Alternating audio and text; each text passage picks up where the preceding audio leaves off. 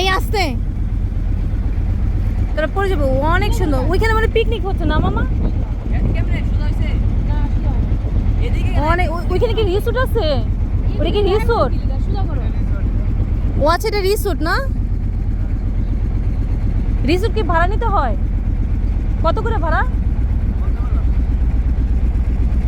এখানে একটা রিসোর্ট আছে, রিসোর্ট ভাড়া করে সবাই এখানে আসে পিকনিকে। যে ও বিড়ালে 500 টাকা লাগবে? না মামা থাক, আমরা ওই রিসোর্টে যাবো না এখন। এইখানে একটা রিসোর্ট আছে খুব সুন্দর, এই রিসোর্ট ভাড়া। এইখানে যদি নৌকাটা জাস্ট 2 মিনিটের জন্য দাঁড়ায় তাও ওদেরকে 500 টাকা দিতে হবে। আর নামলে তো কোনো কথাই না, তখন তো আরও দিতে হবে। এখানে সবাই পিকনিক করে, অনেক সুন্দর।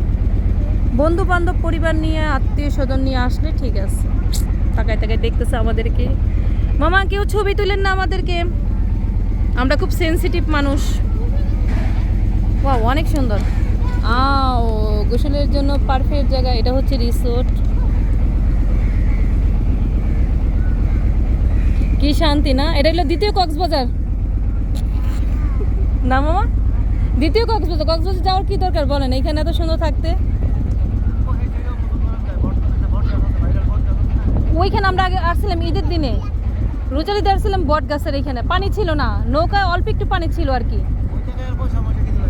এখন কি ওই বট গাছে পানি উঠে গেছে অলরেডি? ওটা তো ভালোই হয়েছে, আমরা তো নিচে নামছিলাম। ঈদের সময় একটু খাল ছিল, নৌকা ভাড়া করে আধা ঘন্টা 10 মিনিট চলছিলাম আর কি।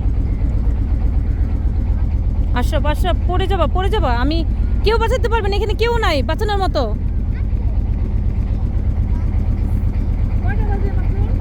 আর আধা ঘন্টা সময় আছে আমাদের হাতে, তাড়াতাড়ি।